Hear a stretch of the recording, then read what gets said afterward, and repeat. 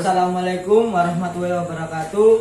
Nama saya Ahmad Muhammad Mubarok. Di sini saya akan mempresentasikan mengenai tasawuf pada masa tabi'in. Tasawuf pada masa tabi'in dimulai pada abad 1 Hijriah, bagian kedua atau bisa juga disebut dengan periode pembentukan. Pada masa itu muncul Hasan Al-Basri yang wafat pada tahun 110 Hijriah. Hasan Al-Basri memperkenalkan ajarannya yaitu khauf atau bisa disebut juga rasa takut kepada Tuhan. Begitu juga dengan tampilan guru-guru yang lain yang disebut qori. Mereka mengadakan gerakan pembaharuan hidup kerohanian di kalangan kaum muslimin.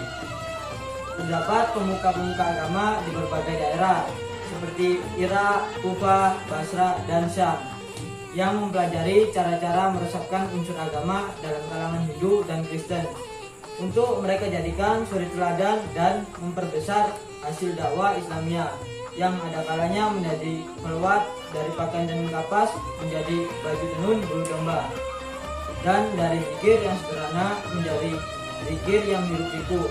Disebut hiruk pikuk karena zikir yang diajarkan semakin banyak dan semakin mengerucut untuk menuju Tuhan. Kemudian pada akhir abad 1 Hijriah, setelah kemunculan Hasan Al-Basri diikuti oleh Rabi'ah Al-Adawiyah yang wafat pada tahun 185 Hijriah, seorang sufi wanita terkenal dengan ajaran mahabbah. Selanjutnya pada abad kedua Hijriah, tasawuf tidak banyak berbeda dengan abad sebelumnya, yaitu sama dalam corak kesultan meskipun penyebabnya berbeda. Penyebab pada abad ini adalah adanya kenyataan penanggalan ajaran agama dalam melaksanakan syariat agama. Hal tersebut menyebabkan sebagian orang tidak puas dengan kehidupan seperti itu. Para sufi di kalangan tabi'in adalah murid-murid dari para sahabat Nabi SAW. Tasawuf di masa tabi'in ini masih menurut jiwa Al-Quran. Orang yang pertama kali memakai kata sufi adalah Abu Hasyim Al-Kufi. Sedangkan menurut Abdul Qasim Abdul Karim bin Hawazim bin Abdul Malik bin Talha bin Muhammad Al-Qusairi, istilah tasawuf telah dikenal sebelum tahun 200 Hijriah. Tetapi ajaran pokok yang selanjutnya merupakan inti tasawuf itu baru muncul setelah pada abad ketiga Hijriah. Pada abad kedua Hijriah itu belum diketahui adanya orang-orang yang disebut sufi. Yang terlihat adalah aliran zuhud, penganutnya disebut Zaid. Syekh Ma'ruf Al-Horki, beliau bernama lengkap Abu Mahfuz Ma'ruf bin Fairuzan. Dalam biografi atau manaqib Ma'ruf Al-Horki yang ditulis oleh Ibnu Qayyim Al-Jauzi dikatakan bahwa beliau berasal dari Khurjadan, Irak. Oleh karena itu beliau disebut dengan Al-Horki. Kedua orang tuanya beragama Nasrani. Saat kecil dia dititipkan kepada seorang guru dan dipaksa mengatakan bahwa Tuhan itu ada 3. Namun dia menolak. Setelah beberapa saat, ia dan orang tuanya masuk Islam di tangan Ali bin Musa Al-Ridho. Meskipun beliau dikenal sebagai seorang sufi yang sibuk beribadah, Ibnu Qayyim mencatat beliau juga sering menghadiri majelis hadis. Bahkan Ibnu Qayyim merekam ada 7 hadis yang diriwayatkan oleh Ma'ruf. Ma'ruf juga dikenal sebagai sufi yang selalu waspada dengan kehidupan. Dia selalu takut dengan angan-angan kehidupan yang berlebih. Imam Ja'far Shadiq, nama lengkapnya adalah Ja'far bin Muhammad bin Ali bin Husain bin Ali bin Abi Thalib. Imam Ja'far Shadiq adalah keturunan Rasulullah SAW melalui Fatimah Az-Zahra radhiyallahu anha. Bernama Ja'far bin Muhammad Al-Bakir bin Ali Zainal Abidin bin Husain bin Ali bin Abi Thalib radhiyallahu anhu. Lahir pada malam Jumat tanggal 17 bulan Rabiul Awal tahun 82 Hijriah. Ibundanya bernama Ummu Farwah yang mempunyai nama Qoriba atau Fatimah binti Al-Qasim bin Muhammad bin Abu Bakar As-Siddiq radhiyallahu anhu. Dengan keterangan seperti itu, Imam Ja'far pernah mengatakan Abu Bakar melahirkan diriku 2 kali. Selanjutnya Sayyidah Siti Rabi'ah Al-Adawiyah. Nama lengkap Rabi'ah adalah Rabi'ah bin Ismail Al-Adawiyah Al-Tasiriyah Al-Qaisiyah. Dia diperkirakan lahir pada tahun 95 Hijriah atau 713 Masehi atau 99 Hijriah atau 717 Masehi di suatu perkampungan dekat kota Basra, Irak, dan wafat di kota itu pada tahun 185 Hijriah atau 801 Masehi. Tidak ada bukti otentik yang dapat menjelaskan waktu kelahirannya secara pasti. Harun Nasution, M. Masturi, dan Abu Dinata menyebutkan bahwa Rabi'ah lahir pada tahun 714 Masehi. Rabi'ah dilahirkan dalam keluarga yang miskin. Ayahnya bernama Ismail.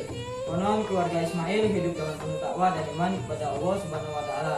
Selanjutnya melakukan zikir dan beribadah melaksanakan ajaran-ajaran Islam. Konsep ajaran tasawuf. Yang pertama dari Syekh Ma'ruf Al-Gharqi. Ma'ruf Al-Gharqi ini ialah sufi yang dikuasai oleh perasaan cinta yang bara kepada Allah, seperti halnya Rabi'atul Al-Adawiyah. Berkenaan dengan cinta kepada Allah, Ma'ruf Al-Gharqi mengatakan cinta kepadanya bukanlah diperoleh melalui pengajaran. Ia merupakan pemberian atau karunia Tuhan. Pernyataan ini, yakni cinta kepada Allah, menurutnya bukan termasuk makom, tetapi masuk hal yang dikaruniakan Allah.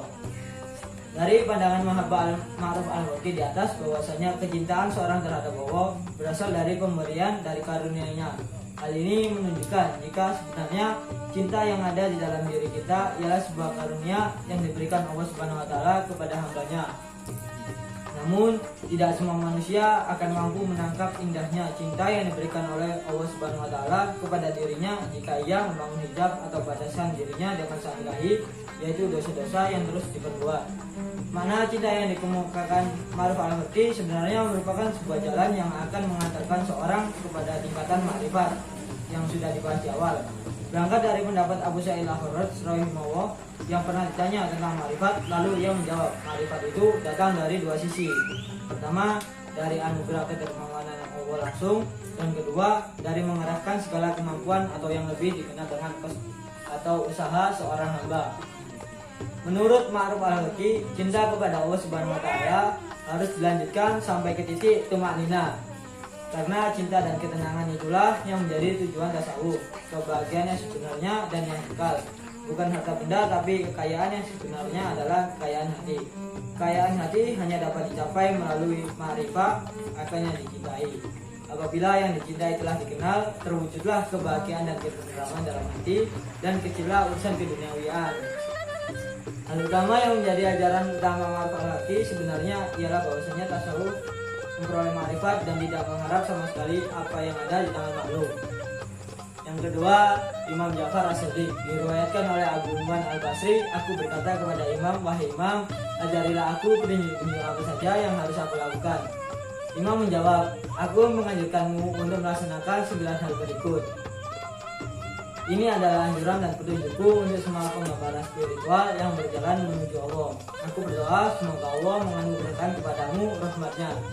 Tuntunan itu sebagai berikut ada 3 tuntunan untuk memperhatikan asketisme jiwa atau zuhud, 3 tuntunan untuk menahan nafsu, dan 3 tuntunan terakhir untuk mencari ilmu. 3 tuntunan untuk kesulitan atau asketisme jiwa yaitu yang pertama, berhati-hatilah, jangan makan sesuatu sampai dan hanya jika engkau sangat membutuhkannya, karena jika tidak, makanan itu akan menjadi sumber kebodohan dan kelalaian bagimu. Yang kedua, jangan makan sesuatu sampai dan hanya jika engkau merasa betul-betul lapar. Yang ketiga, ketika makan, biasakanlah membaca kalimat dengan nama Allah atau Bismillah, dan makan hanya dengan makanan yang dibolehkan atau halal. 3 tuntunan untuk menahan nafsu. Yang pertama, barang siapa berkata kepadamu untuk 1 kalimat yang kamu ucapkan akan mengucapkan 10 kalimat sebagai jawaban, maka jawablah.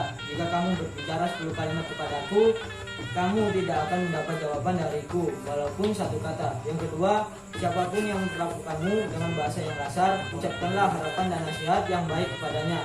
Yang ketiga, jika ada yang menuduhmu, jawablah dengan ungkapan, jika apa yang kau katakan itu benar, semoga Allah memaafkanku, dan seandainya kau bohong, semoga Allah memaafkanmu.